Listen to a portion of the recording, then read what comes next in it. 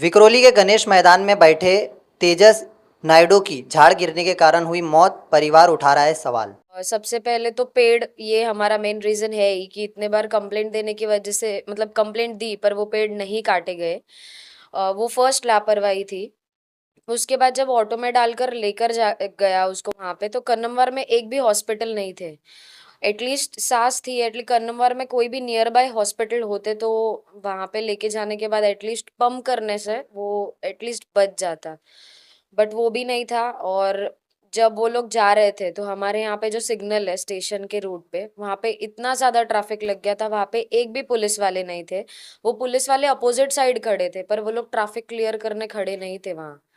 तो यही बच्चे लोगों ने नीचे उतर के ट्रैफिक भी क्लियर किया, उसको संभाला भी और उसको हॉस्पिटल भी लेके गए। जब ये इंसिडेंट हुआ तो मैं ऑफिस से रिटर्न आ रही थी तो उसके फ्रेंड ने मुझे बताया, जब मेरे को बाद में पता चला कि जब लेके जा रहे थे तब तक उसको मतलब उसका सांस था।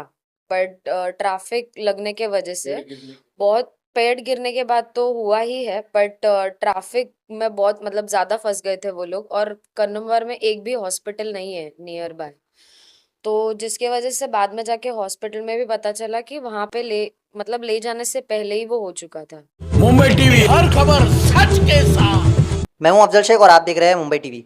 26 मई सोमवार का दिन था और इस दिन गणेश मैदान पर जो तेजस नायडू है वो रोज़ की तरह जाते हैं और बैठते हैं और बैठते समय अचानक उनके ऊपर झाड़ गिर जाता है। जिस झाड़ गिरने के कारण उनकी जो है वहाँ पर स्थानिक लोगों के द्वारा अस्पताल ले जाया जाता है, जहाँ पर अस्पताल ले जाने के बाद उनकी मौत जो है डिक्लेयर कर दी जाती है। अब इस मौत के बाद परिवार के लोग काफ़ी सवाल उठा रहे हैं कि आखिर ये किसकी लापरवाही से हुआ है और कैसे तेजस नायडू को अब इंसाफ मिलेगा। उस बारे में बातचीत करने के लिए हमारे साथ परिवार के लोग मौजूद हैं जो बताएंगे कि किस तरीके से तेजस नायडू की मौत ने जो है काफ़ी सवाल प्रशासन पर खड़ा कर दिया। क्या नाम है आपका? नम्रता, नम्रता नायडू।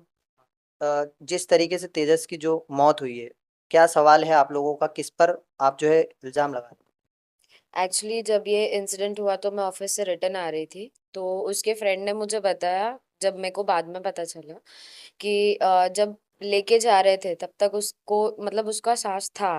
बट ट्रैफिक लगने के वजह से बहुत पेड़ गिरने के बाद तो हुआ ही है, बट ट्रैफिक में बहुत मतलब ज्यादा फंस गए थे वो लोग। और कन्नमवार में एक भी हॉस्पिटल नहीं है नियर बाय।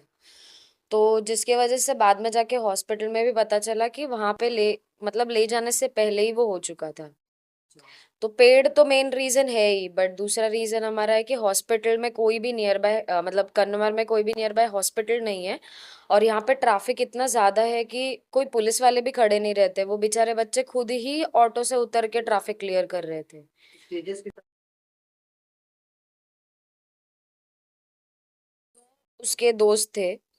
सबसे पहले तो पेड़ ये हमारा मेन रीजन है ही कि इतने बार कंप्लेंट देने की वजह से मतलब कंप्लेंट दी पर वो पेड़ नहीं काटे गए।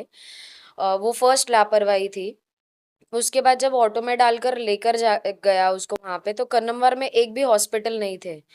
एटलीस्ट सास थी, एटलीस्ट कन्नमवार में कोई भी नियर बाय हॉस्पिटल होते तो वहां पे लेके जाने के बाद एटलीस्ट पंप करने से वो एटलीस्ट बच जाता।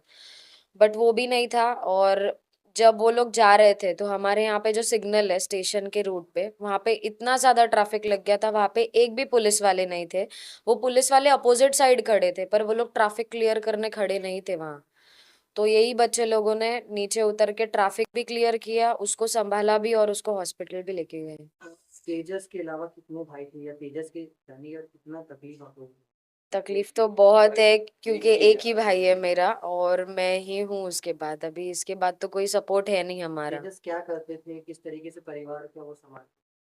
एक्चुअली वही जॉब करता था। मैं बड़ी हूँ बट मैं जॉब मैंने स्टॉप कर दिया था क्योंकि मैं एमबीए कर रही थी तो सारा कुछ घर उसी के बेसिस पे था। उसने गैप लिया था। हम रेंट पे भी रहते हैं यहाँ पे। तो अभी उसकी ज्वाइनिंग थी 26 को थी, बट उन उसको ऑफिस से कॉल आया कि 28 से आपकी ज्वाइनिंग है। तो वो बहुत ज़्यादा एक्साइटेड था ज्वाइनिंग के लिए क्योंकि कंपनी भी बहुत अच्छी है, एक्सेंचर और टीसीएस दोनों जगह उसने इंटरव्यू क्लियर किया था। तो जिस दिन जॉब का इंटरव्यू दिया उसी दिन ही आता था? नहीं, इंटरव्यू नहीं दिया था, उसका सिलेक्शन ज्वाइनिंग हो गया, होने वाला था और उसी दिन 26। हाँ। इस हादसे के बाद क्या कंपटीशन हुआ है या क्या पुलिस ने इस पर इन्वेस्टिगेशन किया? इन्वेस्टिगेशन तो पुलिस मतलब वही सारे रिपीटेड क्वेश्चंस है। कंपनसेशन पे अभी तक तो ऐसा कुछ आज सच हमारे पास हुआ नहीं है, बट सिर्फ संजय दीना पाटिल जी आए थे, उनको ये सारी चीजें हमने बताई, हॉस्पिटल के रिलेटेड भी, झाड़ के रिलेटेड भी, एंड वो जो एक, हाँ, सिग्नल के रिलेटेड भी। और बीएमसी से भी एक आए थे, पर वो डिनाई कर रहे थे कि उन्होंने कहा था कि हम काटने वाले थे वो झाड़, पर वहां पे कोई दुकान वाला मना कर रहा था, इसीलिए उन्होंने वो झाड़ कट नहीं किए। तो डैडी ने उनको वही बोला कि अभी जो लॉस हुआ है उसके लिए तो कुछ कर नहीं सकते, तो आपको पहले ही वो एक्शन ले लेना चाहिए था।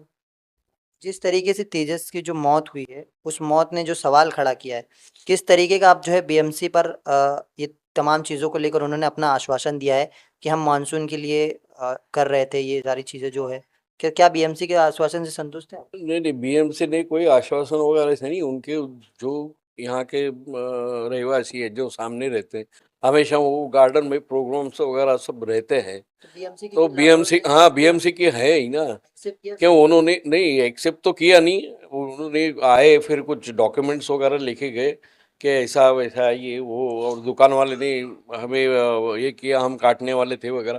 बोला ये सब बातें तो ये करके फायदा नहीं है, क्यों आपको हमेशा वहाँ इतने प्रोग्राम होते हैं, उसके पहले अगर कोई पेड़ गिर जाता उसके पहले, अभी तो ये अकेला हो गया, तो कितनी बड़ी डेथ होती, यानी औरतें हैं, बच्चे बड़ा हैं, हादसा।